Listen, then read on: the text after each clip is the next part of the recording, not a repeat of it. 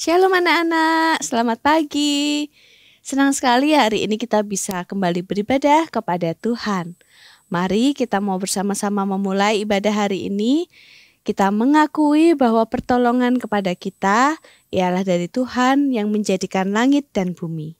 Turunlah kiranya atas kita sekalian anugerah dan damai sejahtera dari Allah Bapa, Allah Putra, dan Allah Roh Kudus. Mari sama-sama lipat tangan, tundukkan kepala, kita berdoa. Tuhan Yesus, kami bersyukur untuk kesehatan, kekuatan, dan kesempatan yang Tuhan berikan kepada kami. Hari ini kami bisa kembali beribadah kepada Tuhan. Tuhan kiranya yang pimpin ibadah kami dari awal sampai akhir. Kami mau sungguh-sungguh memuji Tuhan dan mendengarkan firman Tuhan. Di dalam nama Tuhan Yesus kami berdoa. Amin. Anak-anak, yuk saat ini kita bersama-sama berdiri. Kita mau bersemangat memuji Tuhan. Kita mau katakan, kasih Yesus manis dan indah.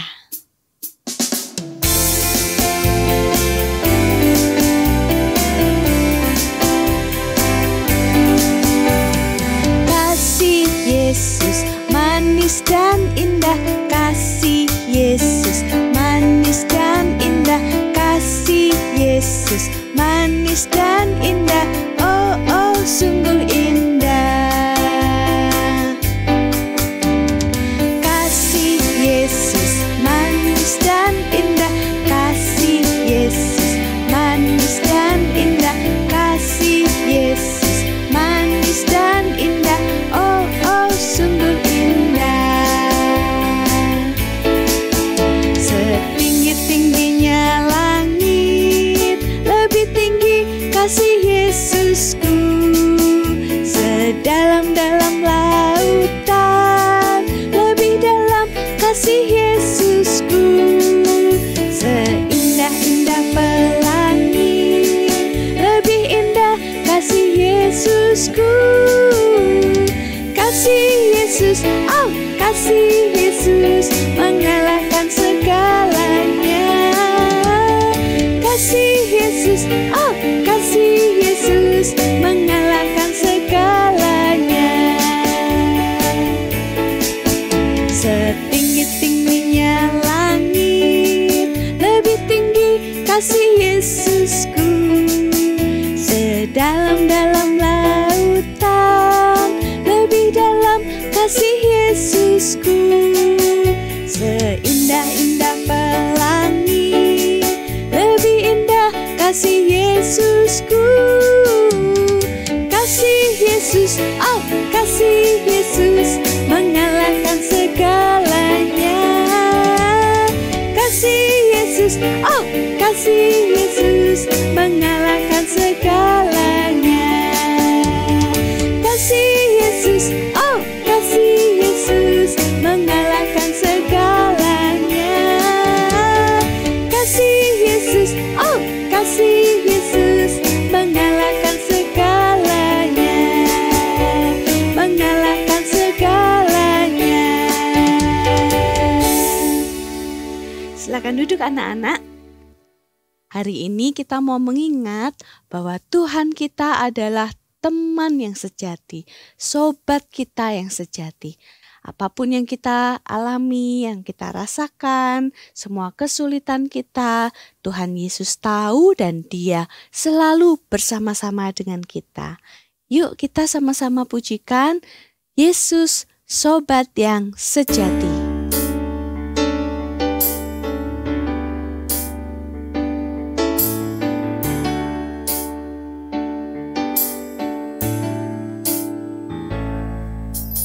Yesus sobat yang sejati, tanggung segala dosaku. Tiap aku boleh bawa dalam doa padanya. Bila hatiku gelisah,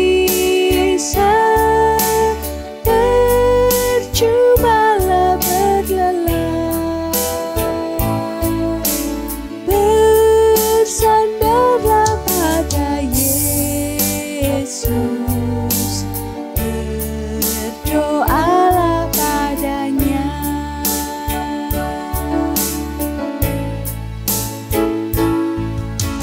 Yesus obat yang sejati, tanggung segala dosaku. Tiap hal ku boleh bawa dalam doa padanya. Bila hatiku gelisah, percumalah berlelah, bersandarlah pada Yesus, berdoalah padanya. Bersandarlah pada Yesus, berdoalah padanya.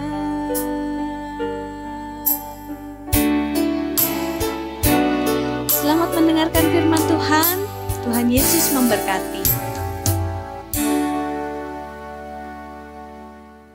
Selamat pagi adik-adik. Ya, saat ini kita akan mendengarkan firman Tuhan. Sebelum itu kita berdoa dulu ya. Semuanya lipat tangan, tutup mata, tundukkan kepala, kita berdoa. Tuhan Yesus, saat ini kami akan mendengarkan cerita firman Tuhan. Siapkan hati dan telinga kami untuk menerima firman-Mu. Terima kasih ya Tuhan, dalam nama Tuhan Yesus kami berdoa. Amin. Nah adik-adik, apakah kalian pernah melihat bangunan istana? Iya, istana. Ya Lause sih gak pernah lihat secara langsung ya. Tapi kalau di TV atau di film kita sering lihat gitu. Nah istana itu identiknya kayak gimana sih? Nah istana itu biasanya gedungnya besar, tinggi ya kan? Terus dalamnya itu cantik-cantik. Nah itu istana, temboknya gede-gede. Kalau kita di dalamnya kita merasa, oh kok aku kecil banget ya di sini ya, karena saking besarnya gedung istana itu. Nah adik-adik tahu nggak, kalau bangsa Israel itu juga pernah melihat sebuah gedung, sebuah tembok yang sangat besar. Nah tembok itu adalah tembok Yeriko. Pada saat itu mereka nih udah selesai nih nyebrang yang namanya itu sungai Yordan. Nah ketika mereka sudah selesai menyeberangi sungai Yordan, apa yang mereka lihat? Mereka melihat ada tembok yang besar sekali, yaitu tembok Yeriko. Nah kenapa temboknya besar dan selain besar juga ada itu menara tinggi di samping-sampingnya. Itu dipakai untuk para penjaga mengintai daerah sebelah-sebelahnya apakah ada musuh gitu. Nah pada saat itu bangsa Israel jumlahnya banyak banget, lebih dari 1 juta orang. Jadi ketika mereka setelah menyeberangi sungai Yordan, mereka membuat kemah di sana. Apakah kehadiran mereka diketahui oleh bangsa Yeriko? Tentu ketahuan. Karena apa? Karena para pengintai yang ada di atas sana dapat melihat mereka. Tapi apakah itu membuat Israel takut? Tidak. Karena Allah udah janji kalau Allah akan menyertai mereka dan memberikan tanah Yeriko kepada mereka. Kita baca dulu ya bagian firman Tuhannya. Di dalam Yosua 6, ya Yosua pasal 6 ayatnya yang kedua. Ya adik-adik bisa ikut membacanya dari rumah, tapi Lause akan bacain buat kalian ya. Yosua 6 ayatnya yang kedua. Berfirmanlah Tuhan kepada Yosua, ketahuilah, aku serahkan ke tanganmu Yeriko ini beserta rajanya dan pahlawan-pahlawannya yang gagah perkasa. Nah, Allah tuh kasih tahu sama Yosua rencananya gimana caranya dudukin kota Yeriko. Nah, Tuhan tuh ngasih tahu, tapi kali ini rencana perangnya unik adik-adik. Kenapa unik? Karena Allah itu gak memerintahkan para tentara untuk menyerang pintu gerbang kota atau memanjat tembok atau menghancurkan tembok dengan alat penghancur tembok. Gak kayak gitu adik-adik. Karena pasukan itu hanya perlu berbaris dan mengelilingi kota itu hari demi hari tanpa mengatakan sepatah kata pun. Jadi mereka diam-diam aja mengelilingi kota itu, ya. Jadi para imam juga akan ikut berbaris bersama-sama dengan mereka dan membawa tabut perjanjian dan meniup sangkakala. Tidakkah menurut adik-adik bahwa ini adalah rencana yang cukup aneh ya gitu? Karena gimana caranya gitu untuk bisa memenangkan sebuah peperangan dengan cara seperti itu? Tapi apa yang dilakukan oleh bangsa Israel? Mereka tetap taat dan melakukan sesuai dengan perintah Allah. Jadi pada saat itu barisan tuh mulai siap-siap nih. Mereka pagi-pagi benar bersiap-siap mulai berbaris begitu. Ketika berita ini terdengar di seluruh kota Yeriko, wah tentara Yeriko ini langsung siap-siap gitu ya. Mereka berjaga di sekeliling gerbang dan tembok untuk menjaga serangan musuh ini. Nah, tentara Israel mulai berbaris. Barisan pertama adalah orang-orang bersenjata yang berjalan dengan sunyi. Kemudian diikuti oleh 7 orang imam yang meniup sangkakala. Kemudian ada 4 orang imam yang membawa tabut perjanjian. Nah, terus di belakangnya lagi itu ada tentara-tentara yang lebih banyak lagi. Nah, penduduk kota Yeriko ini tentu saja bertanya-tanya ya. Perang macam apa ini? Kok kayak gini? Bagaimana mungkin mereka bisa berharap masuk ke dalam kota dengan cara seperti ini? Nah, tetapi bangsa Israel tetap mereka berjalan berkeliling ya tanpa bersuara. Nah, setiap hari mereka lakukan seperti itu selama 6 hari lamanya. Pada hari yang ke-7, Yosua ini ngasih satu perintah lagi gitu. Hari ini kita akan mengelilingi Yeriko sebanyak 7 kali. Ketika kalian mendengar bunyi sangkakala yang nyaring, bersoraklah, Tuhan telah menyerahkan kota ini kepadamu. Nah, kemudian Yosua kasih satu lagi perintah, yaitu kota ini dengan segala isinya itu akan dikhususkan bagi Tuhan dan akan dimusnahkan. Hanya Rahab. Ayo, ingat gak Rahab itu siapa? Iya, Rahab itu adalah orang yang menyembunyikan pengintai-pengintai yang kemarin sempat datang ke Yeriko. Jadi hanya Rahab dan setiap orang yang tinggal bersamanya itu yang akan selamat. Dan gak sampai di situ. Jadi setiap emas, setiap perak dan tembaga yang mereka temui itu juga akan dikhususkan bagi Tuhan. Jadi mereka gak boleh ngambil. Ya, ingat ya adik-adik, itu perintahnya khusus untuk di hari ke-7. Nah, jadi mereka mulai lagi nih bersiap-siap ya, mereka mulai berbaris. Nah, mereka mulai berkeliling, mengelilingi kota Yeriko sebanyak 7 kali. Mereka bersorak dengan nyaring dan pada saatnya itu adalah tiba-tiba tembok Yeriko yang besar itu runtuh. Nah, pada saat runtuh, para tentara Israel berjalan melintasi tumpukan batu dan masuk ke dalam kota dan memusnahkan segalanya, sama seperti yang sudah Allah perintahkan. Tetapi adik-adik, tahu nggak? Ada satu orang yang namanya itu Akan.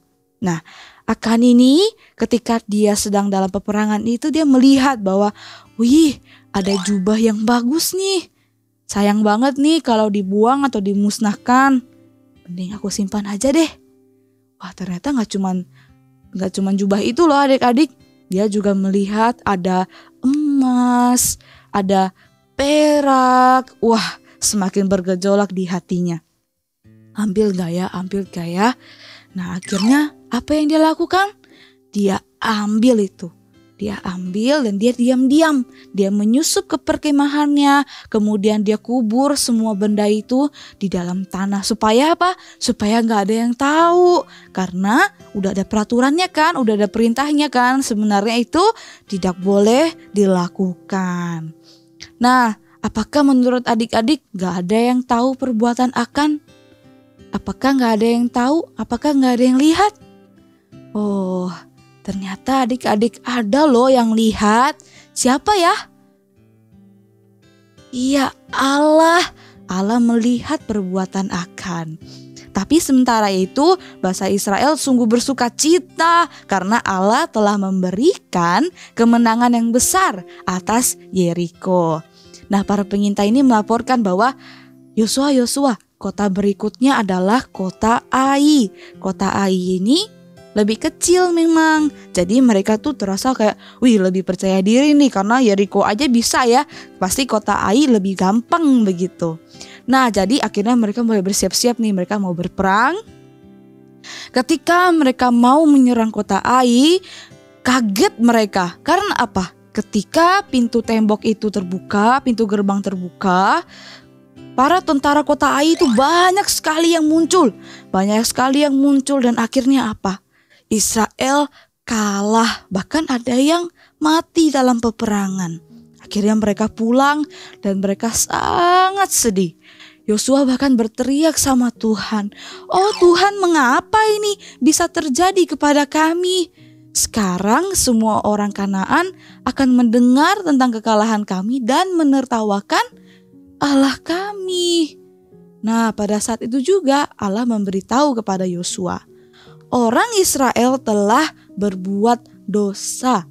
Mereka telah melanggar perjanjianku. Allah juga ngomong bahwa ada orang Israel yang telah mengambil apa yang seharusnya tidak diambil dan tidak disimpan olehnya. Jadi Allah ngomong bahwa dia gak akan menyertai bangsa Israel lagi hingga dosa itu dibawa keluar dari perkemahan. Nah, Yosua sangat terkejut dong. Wah, siapa sih yang berani tidak taat sama Allah? Nah, Allah pada saat itu juga menunjukkan nih kepada Yosua, orang yang telah berdosa ini adalah siapa? Akan. Nah, pada saat itu juga akan mengakui bahwa iya, aku telah berbuat dosa, aku telah menyimpan barang-barang yang tidak seharusnya aku simpan. Nah, konsekuensinya adalah Yosua dan keluarganya itu dibawa keluar dari perkemahan dan mereka dibunuh. Nah, dan sekarang setelah kejadian itu, orang Israel sudah siap lagi nih untuk taat sama Allah. Jadi Allah ngasih tahu nih dan kasih tahu rencana perangnya kali ini sama Yosua ya. Jadi mereka akan mendadak menyerang kota Ai dan singkat cerita bangsa Israel itu menang. Nah, orang Israel mendirikan mezbah untuk memuji Allah yang sudah memberikan kemenangan atas Yeriko dan kota Ai. Nah, di situ juga Yosua itu membacakan firman Allah, yaitu kitab Taurat Musa yang sudah Allah berikan kepada Musa untuk dituliskan. Nah, pada saat itu bangsa Israel mendengarkan dengan seksama, dengan teliti. Kenapa? Jadi mereka tuh bisa tahu supaya mereka bisa mengerti bagaimana caranya menaati Allah dan juga mereka mendengar janji-janji Allah untuk memberkati umatnya jika mereka mengikuti firman-Nya dan peringatan Allah bahwa Dia akan menghukum mereka yang tidak taat. Ya, jadi mereka harus hidup berhati-hati dan taat kepada firman Tuhan. Nah, karena apa? Karena Allah itu ingin umatnya taat kepadanya. Nah, adik-adik, kalau pada saat itu bangsa Israel mendengar hukum Taurat dan akhirnya mereka dapat memahami dan menjalani kehidupan sesuai dengan firman Tuhan, bagaimana pada saat ini kita dapat belajar untuk percaya dan taat sama Allah? Ayo, gimana caranya? Langsung kasih tahu ya, caranya itu juga hampir sama, yaitu dengan membaca Alkitab dan melakukan apa yang Alkitab itu katakan pada kita. Ya, Lause tahu ini bukan hal yang mudah ya. Lause juga masih jatuh bangun di dalam melakukan firman Tuhan ini. Tetapi adik-adik, percayalah bahwa kita sebagai umat Tuhan, kita sebagai anak-anak Tuhan, Tuhan itu ingin sekali kita untuk bisa memahami dan menghidupi firman Tuhan ini. Ya, jadi kita minta tolong sama Roh Kudus untuk bisa memampukan kita menjadi anak-anak Tuhan yang taat dan mau percaya kepada firman Tuhan. Sehingga kita bisa menjadi apa? Menjadi pelaku-pelaku firman Tuhan di tengah-tengah kehidupan kita ya.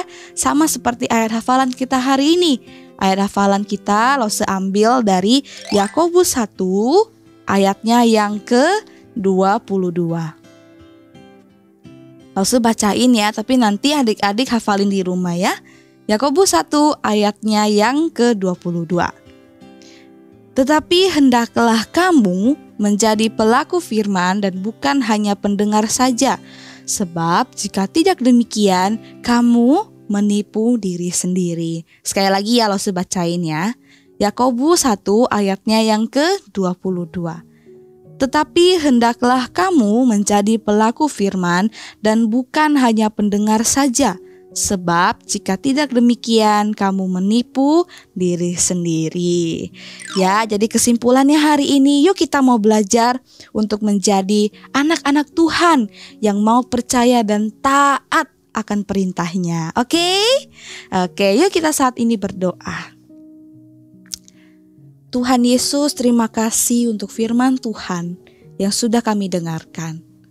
Hari ini ya Tuhan, kami mau berkomitmen untuk menjadi anak-anak Tuhan yang sepenuhnya percaya dan taat sama Tuhan. Karena Tuhanlah pencipta kami sehingga kami harus menaati setiap apa yang telah pencipta kami katakan melalui firman Tuhan yang tertulis dalam Alkitab. Terima kasih ya Tuhan, mampukanlah kami, berikanlah Roh Kudus-Mu untuk menuntun kehidupan kami supaya kami bisa menjadi pelaku-pelaku firman di dalam kehidupan ini. Terima kasih ya Tuhan, dalam nama Tuhan Yesus kami telah berdoa. Amin. Aku bawa dan berikan persembahanku pada Yesus, pada Tuhan Juru Selamatku. Anak-anak, mari kita memberikan yang terbaik buat Tuhan. Kita mau bersama-sama memberikan persembahan. Anak-anak bisa transfer ke rekening GKA Gloria Pacar atau scan kris berikut ini.